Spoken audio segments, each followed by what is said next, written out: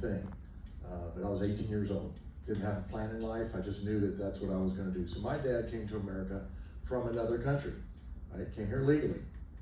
Became a U.S. citizen. Became a doctor.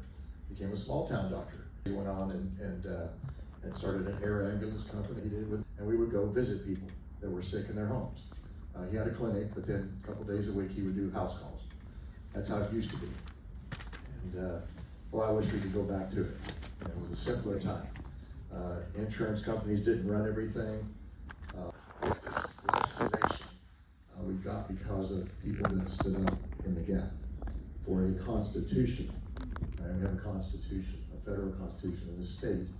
We have a state constitution. Now I'm running for governor right now. I call it the senior public servant for the state of Texas. But what does that require? Well, going back to 3 September 1983, I don't know that you guys were born, a lot of you guys that are students here, you weren't. That's when I went in the Army. So you're a servant, you're a public servant when you're in the military. You work for the public, right? You protect the nation against all enemies, foreign and domestic. And that's a key important principle to what we believe. And so there are those of us underneath, or right above your, is this a horny toad that y'all have? Right, is that what that is? Okay, yours is purple. So I thought, well, I'm gonna put it on my lapel here, and right above it is, and that became my job. So as an infantry guy, that wasn't my job. My job was to protect the nation. That was the 80s and 90s. Nothing really happened in this nation. We didn't have any big wars, right, like we do now, or did. I took a break in service, and I went into the reserves, and then I went to college, and I went to medical school. Went to a little college in the Northeast because I thought, I'm going to try to go somewhere different. I want to see the coast. So I applied to this school, University, pre-med. So you know what's in pre-med, right? You got to do all these programs. You got to do research. It kind of looks good on your resume. Well, I didn't have any of that. I just had, here's my resume. Infantry guy, MCATs. So I showed up to this medical school, this highly esteemed medical school, and they said, you don't have a snowball talking to a bunch of people about why I should be there, right? Why I should be there when it's impossible. The odds are impossible.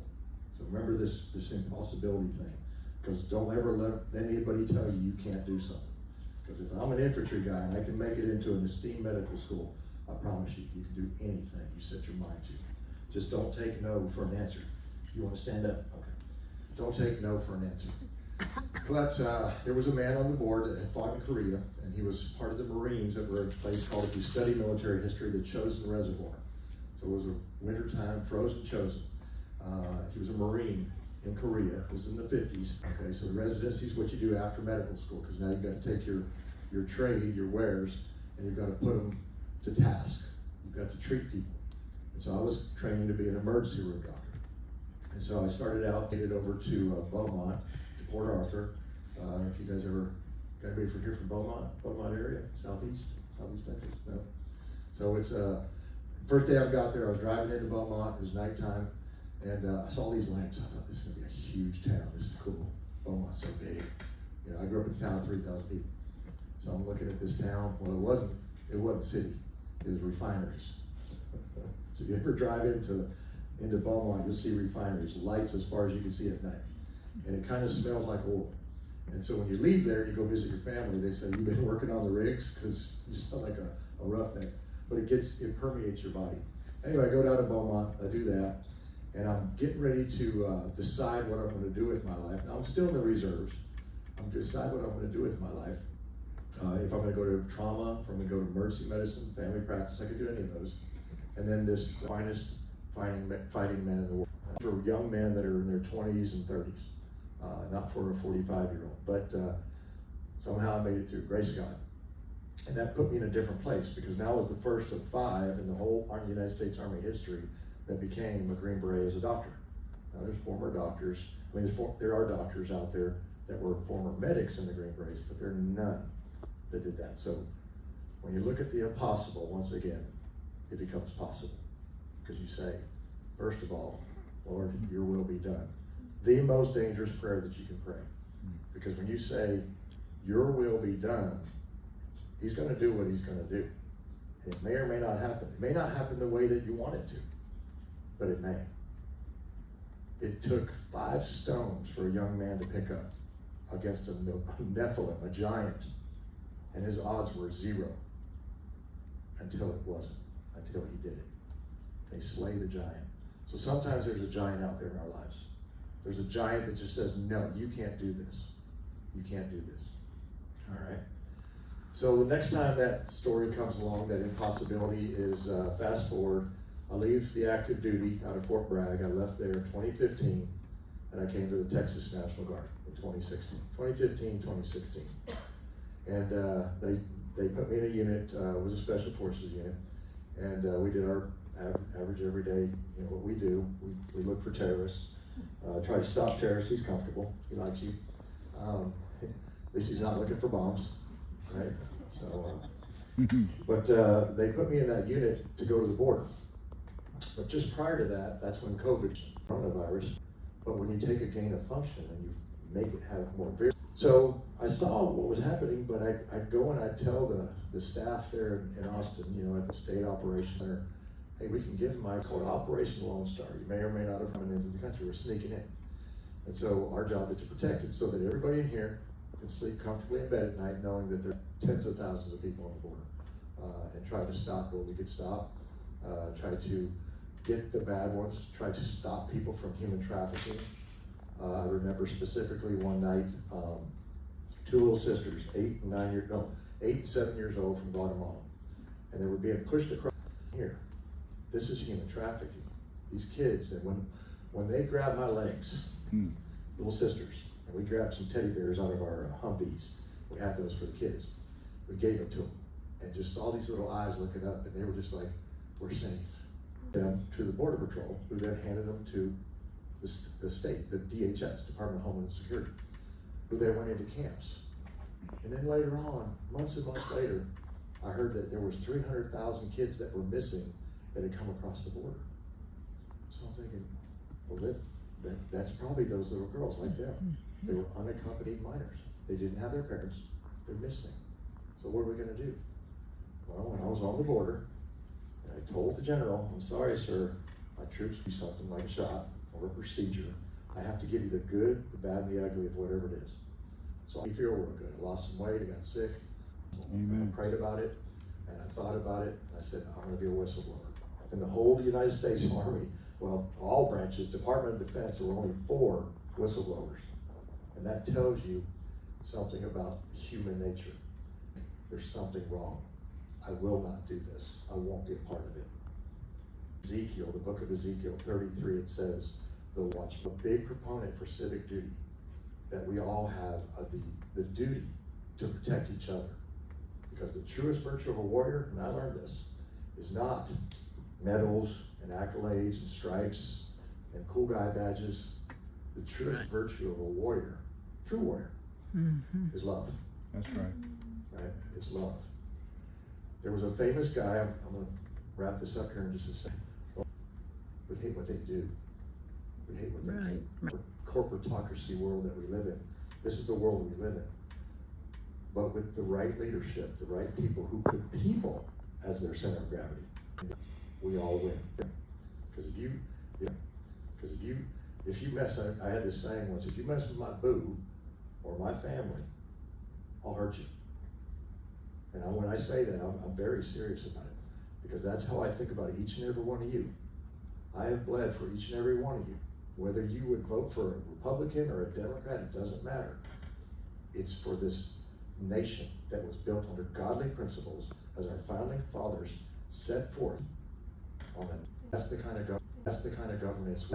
governance we want. All I know is that I prayed, Lord, your will be done in this race. We do this on March the 3rd. That's the primary, because that's really the race. I'm going up against a machine that's a $100 million war machine. I'm going to call it that. A war for our bodies, our minds. But if we win this, and that's the day after Texas Independence Day, by the way, then we're going to call that Liberation Day. Okay. March the 3rd. If you vote, get out there and vote. We've got some folks here. Matt's in the back. He's got some cards he'll give out. Just to remember the name, Chambers. There's a lake, Richland Chambers, easy to remember, and there's a county, Chambers County. No kin of mine, but I'm just going to go ahead and use it so you remember it. Okay. So thank you for the time, and I'm real proud to be here. God bless you.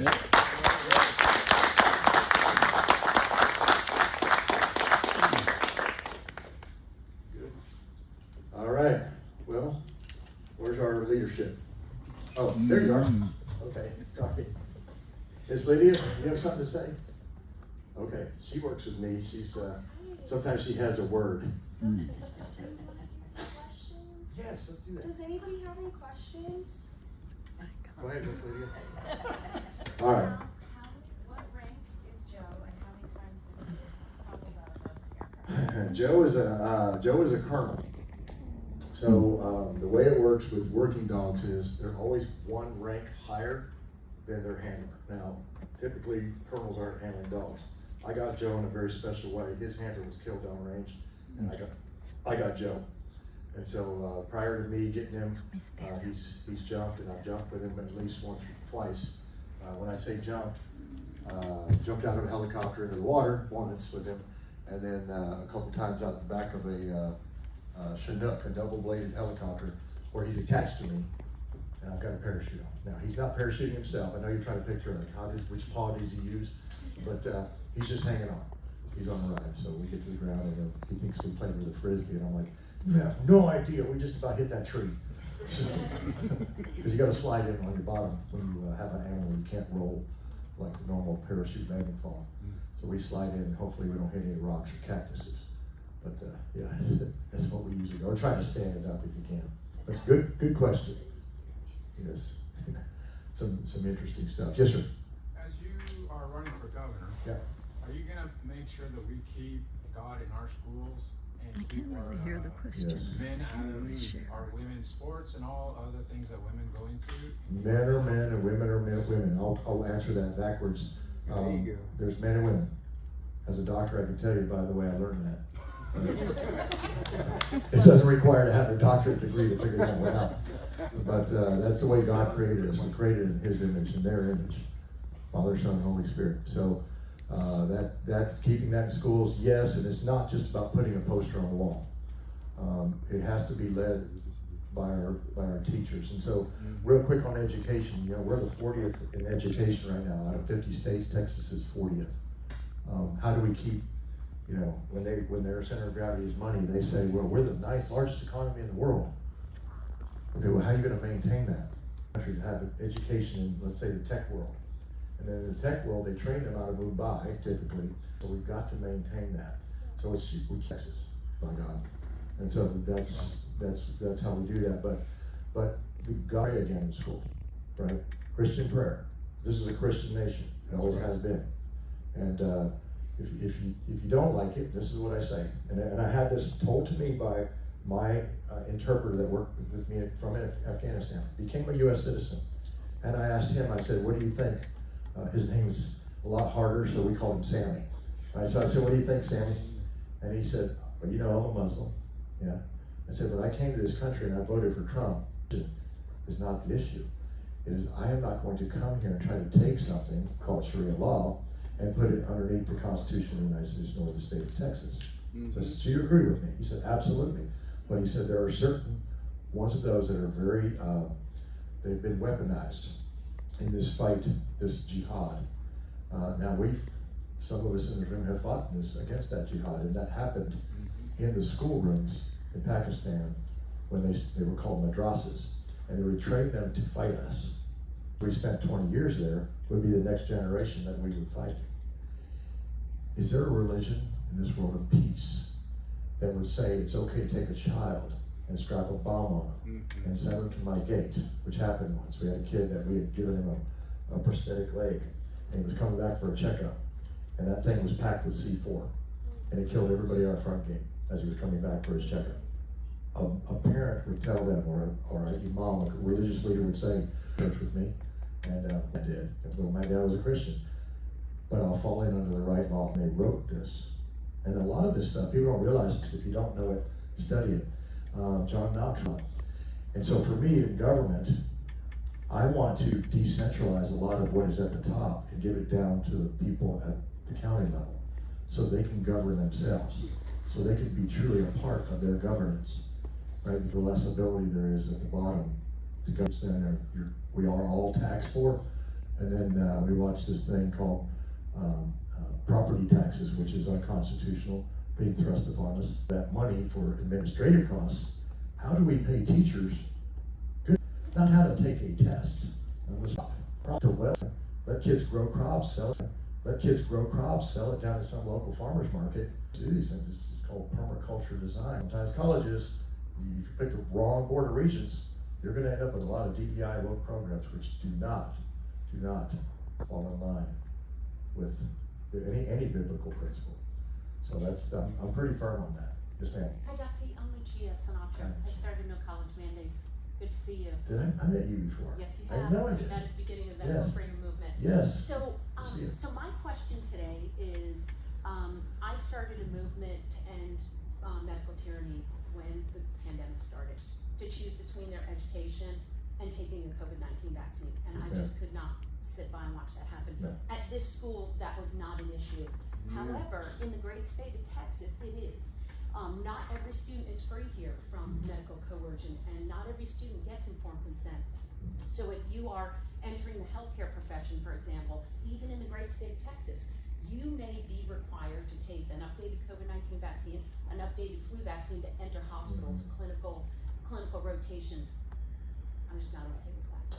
So I would love to hear how you would handle Absolutely. that and make Texas a model state. Correct. And so day one, now there are certain executive orders. I'm not a big executive order fan because it Either. becomes Yes, sir. overused, and it's more like you're an And emperor. it can be overturned. And they can be overturned. But you have to put moratoriums on certain things. One of them is mRNA products. And I don't say just shots, products, period. mRNA products, if you study sciences class, there's a thing called messenger RNA. They're not talking about messenger RNA, they're talking about modified RNA. Formed over and over again and creates something that can shed spike protein. For sure. And that's not a medical term. So a moratorium on that day one. I have a task force of decentralized medicine, right? Well, then still make sure everybody's license is correct and all those things. Make sure those things they fall in line as a recall. I like CNN, I like Fox News. And they're all arguing about this, and then something bad is being synthesized. Something extremely bad, a different agenda. Right now it's 2030 agenda. And there's many more. It's not just that one. That's the one they want us to know about. And when I say they, listen, William Baird Travis, 24 February, from inside the Alamo, he wrote a letter and he said, fellow citizens and compatriots, we're besieged on all sides by enemies that represent, oh, here he goes, he's a Christian nationalist. No, and I have a same letter, and he says, and I come to you and I ask you everything that is dear to the American character to come to our aid with all dispatch. What does that mean? With the American character. The founding fathers wrote about it, based upon biblical principles. So it's not the American character that's the only story here. It's the character of the Bible. It's the character of each and every one of us built in His image to put someone else over ourselves. Love our God with all our heart and all our soul. To love others as we would want to be loved. When you do that, a servant's heart. In James, he talks about, but who's the greatest of these? I tell you the servant by saying, I'm giving it back to the people. 3 movies that I love. True Grit, right? That's what this is going to take. It's going to take, when our guys went on the beaches, there was a hill that was way over to the right. The cannons for your skin is, what you believe in, don't believe in. We got to unite each other. We've got to unite the clans, the tribes, if you will. If you're north of the Red River, Indian, if you haven't seen it, because it's a little bit older movie, but it's a great movie. We've got to take the republic, put things in line, right? God is a God of order, not disorder. But that was a wake-up call. It was a wake-up call for me to go down range and see all these things and think, we just did 20 years of war to give it all back in weeks to the enemy. I put 21 friends in a body bag and sent them home in dignified transfers. Really want you to know For what? this. Now, I don't regret anything that I've ever done, but I regret loss of life for no reason. I regret that. I hated the day that I had to take this first one, this bracelet on my wrist here. This is Jeff Schaefer, responsible for everything that happens or fails to happen. I didn't have to do this. I had to fly out to Washington State to go meet a lady about a kid that worked for me, but I was his commander. And she could have spit on me. She could have said some mean, ugly things to me. She said, Captain, live your life like his life mattered. That's what she said to me. As a single mom, things are very easy. Sometimes it's easier for a soldier to be a centurion because the centurion knows, as the story in the Bible goes, Jesus was amazed at the centurion because the centurion said, Jesus, just speak it. God sees you, nothing more, nothing less than for me. I'm a centurion. It's my job to stand a post until properly relieved. I thought I was going to retire and go raise cattle on the Red River. I sold them all so I could go do human trafficking. And then somewhere along the way, some people ambushed.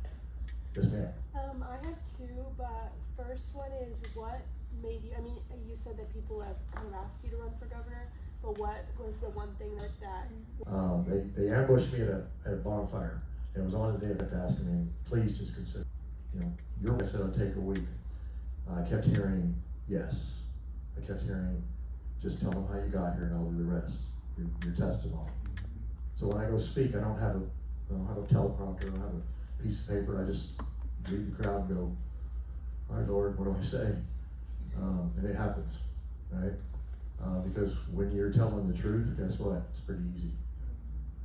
And so that's the first one. And then as far as where my heart is, it's God's most precious. Because I truly believe if I read the Bible and read it the way that I have, and I have to look at, I didn't get red pilled, I got red lettered. There's red letters in the Bible. Right? So, I just read them. And so if I truly consider the most precious to be children, and our future as well, but children from conception to natural death people, then I've got to do more than I could do with my small team. And there's other teams that are in this room actually that go out and stand in the gap for children, that rescue kids. Then I've got to do more. Well, how else could I do it to have the full weight of the state of Texas behind me when we go and actually put that on number one on the major crimes list? Because I've met with the Texas Rangers and I've talked to them, and they are good men.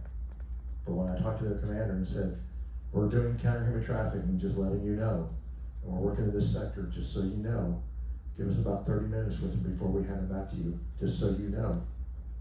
I said, but by the way, where does human trafficking stand on the major crimes list in the state of Texas? And he said, Pete, so I'm sorry, it's not even in the top 10. We don't have the manpower for it. And it comes from the governor's office. They have to set that list. They give us their intent. It's called the commander's intent. Okay. And I put that away. That was a long time ago when I first, 2023, when I was talking about doing human trafficking, countering trafficking. And then I thought, there's a curse upon a land when something happens. Abortion is a curse upon the land. Our nation has gone through a lot of turmoil because of that, Roe v. Wade. It took many years to turn that around. But there are still people out there that are conducting it in the shadows and lying on medical reports saying it was an ectopic pregnancy we had to terminate. Now we know that's happening. It won't happen in our state. But there's a curse with that. There's also a curse when God's most precious is not returned back to their families, because the family is the cornerstone of all of this where it starts. When we start fixing that, it may take us a generation, but by God, it's going to have to start with ours. Yeah, but great questions. So hand over here. Yes, sir. Yeah, so I wanted to ask, especially when it comes to GOP governors, it's really hard to get people to vote, especially Republicans, to vote for anything outside of presidential elections. Correct. And especially when it comes to Abbott, which has been, he's definitely perceived to be more Republican than a lot of these kind of closer to on the fence. You need to have some kind of information for more of a, let's take a poll and let's see if this polls well, if I'm going to make this action. So because I saw the difference, the optics of Operation Lone Star versus the reality of it, which was 6,000 soldiers sent to the border to count heads and say, come on through, we'll help you out here, come on up. I know we couldn't, anything that overwhelms or taxes the border or a system that is in place, our ranks, just in the National Guard, State Guard, and DPS. That alone, we have the capacity and capability of doing it. So what would I do differently? I would start at the baseline of true border security. And you cannot allow for cities like Colony Ridge. Colony Ridge is 40 square miles that is going to be up to about 200,000 people now.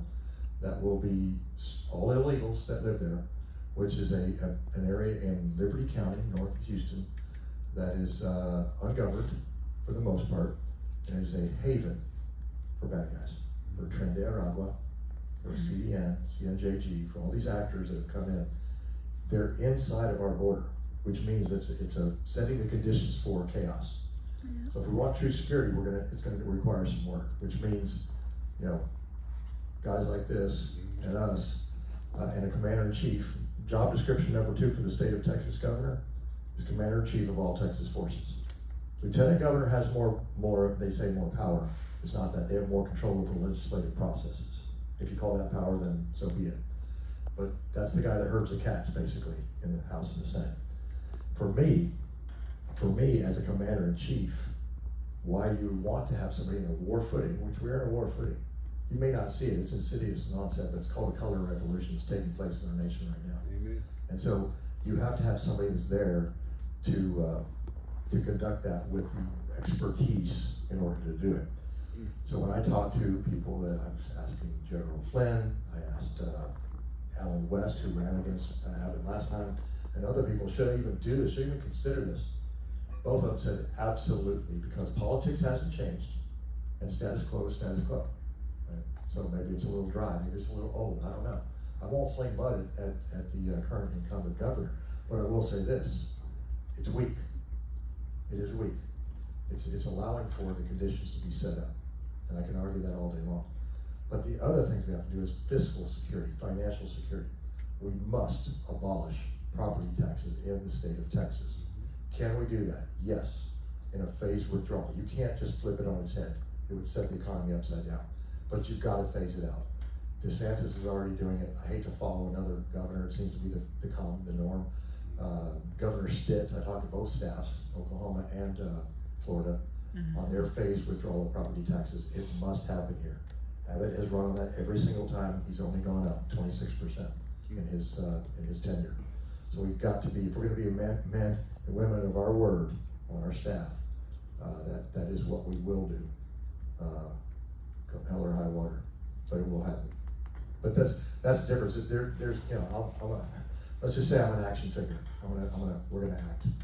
Right. Thank you. Yes, sir. Action figure. I didn't mean it that way. Yes, sir. I got 2 things. One is children that went missing. Did Yes. you find any of them yet? Yes, I did. Amen. Yes, I did. The other thing is, America was a Christian nation because you judge. So that's how you know America's God. Yeah. Amen. Well, with those kids, Tara Rhodes has testified in Congress. She's a lady that worked for Department of Homeland Security on the border with the camps that were down there as they were bringing in kids that were unaccompanied. And she was a whistleblower. She went to Congress and said, we're missing 350,000. It's more like 500,000. Right. Well above.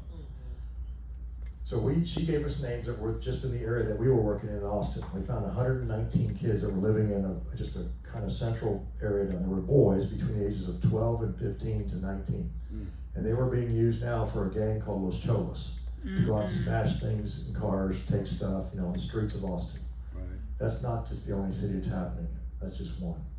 Now we couldn't actually kick the doors to go get these kids. We didn't have the authorities at the time. We talked to the authorities. By the time they got in there, we actually got hands-on 35 kids. So we didn't get all 119.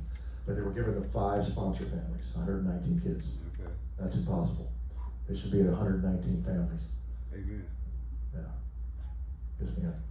With your work with human trafficking, are there any specific organizations or groups you work with? 'Cause I know Yes. there's the Red X movement, there's Operation Underground Railroad, Yeah, so the ones I work with mostly is Association for Recovery of Children, but also tight connection with an affiliate, if you will, is Dwayne Sawyer, Veterans for Counter Human Trafficking, so Child Rescue.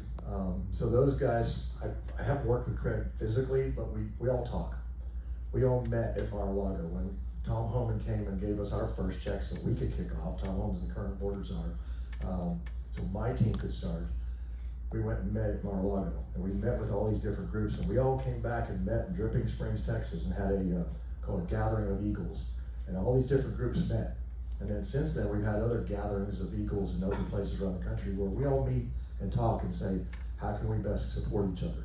My group is really small. We're more of the find and fix.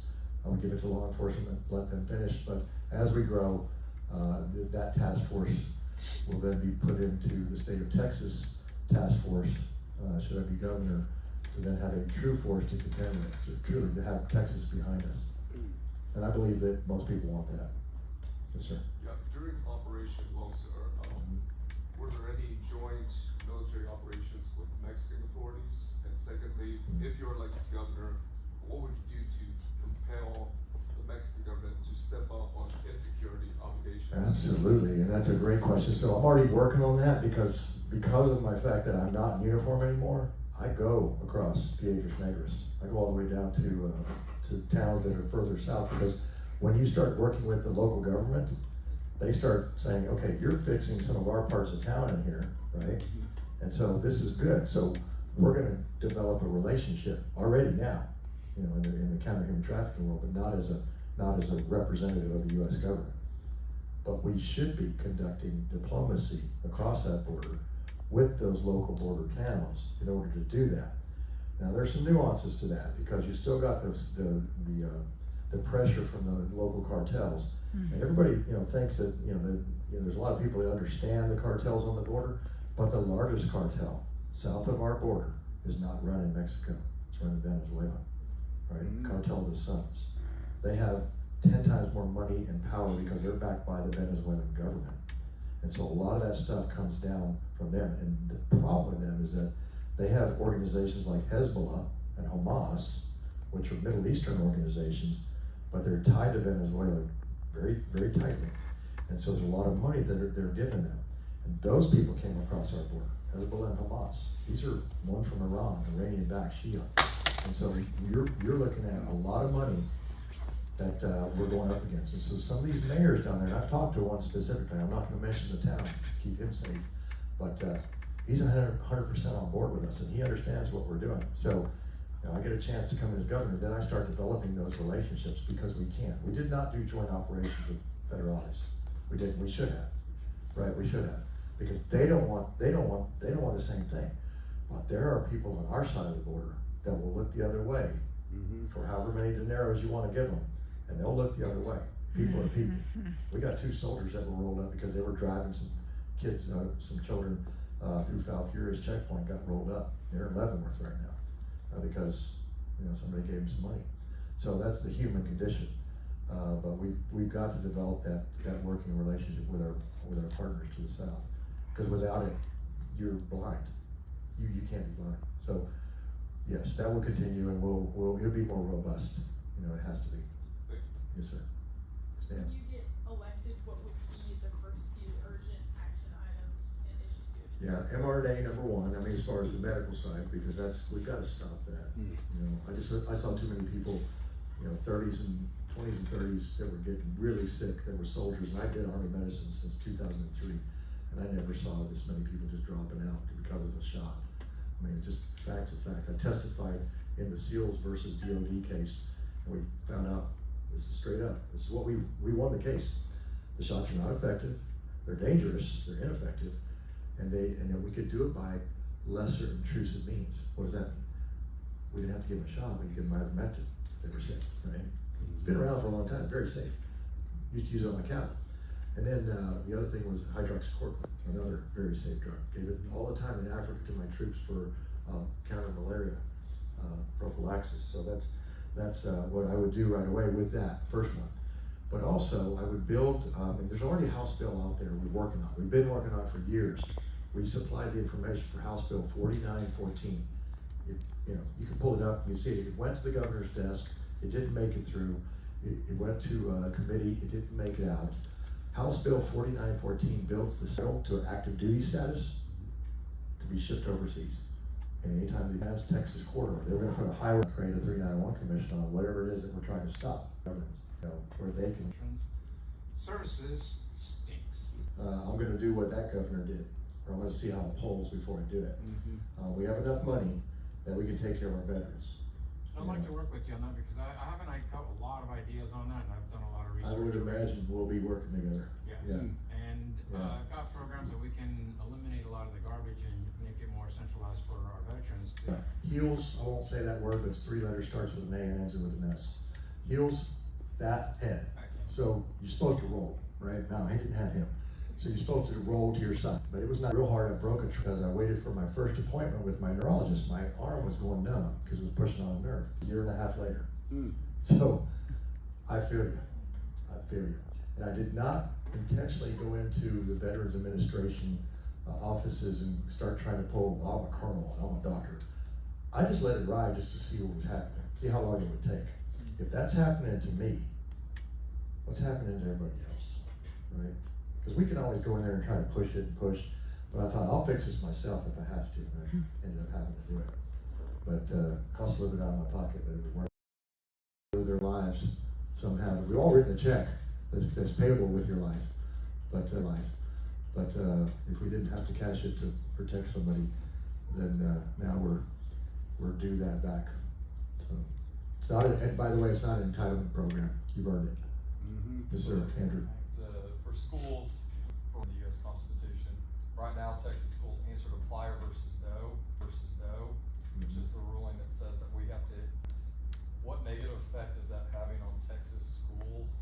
And do you think you'll get, when you become governor, will you get the Attorney General to challenge that? Right. Absolutely. The bar that's set, once you have someone in the classroom that can't speak the languages, it doesn't matter where they're from. We saw 150 countries coming across that border. They're in schools right now. Some of them are. That sets the bar pretty low for teachers, because how do you keep people at pace where they can make it to the next grade when your bar has been set, especially in the formative years, right? Especially in the formative years. Reading, writing, arithmetic, right? The basics. How do you do that? We have to, and I don't know who the Attorney General is going to be. I pray we get a good one. But we have to work to interpose now against the federal government on that to see what we can do to take that back control. Because if you keep going with, you see every time you see a bus go down the road, the morning school bus, it says ISD, Independent School District. There ain't nothing independent about any of it. There's nothing independent, and one size fit all does not work. Schools cannot teach the same thing in the same way in downtown Houston that they can in Abilene, or my little town with 3,000 people. It just doesn't work the same way. You've got to let them be independent. Certain key critical tasks that must be done, certain milestones that must be met, but you can't do it when the bar is set so low. You just can't do it. And we cannot be teaching people just to take a STAR test. I mean, because that's the most ridiculous thing is how to take a test and pass it, right? It doesn't teach you anything. It teaches you how to take a test. So, a good question. Kid, he was doing his college work and he already applied. So he's doing it from home. And he says, Dad, all you gotta do is highlight the question and then put it over here in your Google and it'll tell you, we pay for that. He got it paid for, he's Chickasaw Indian, but anyway, that's a waste of somebody's money. Don't speak a lick of Spanish. I speak more than them. Oh, that's funny. But yeah, good questions. All right, I think we're good. What say you, ma'am? Thank Okay. you so much.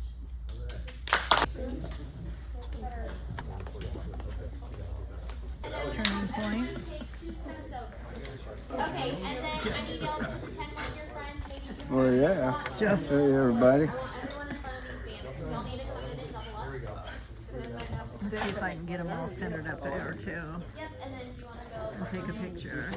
One of you has to be taller. Yeah, just find a window. Oh, there she is. Perfect, right, look right here. Thank you. I used to do right. You can just start treating them like college students. That'll go over well. Wow.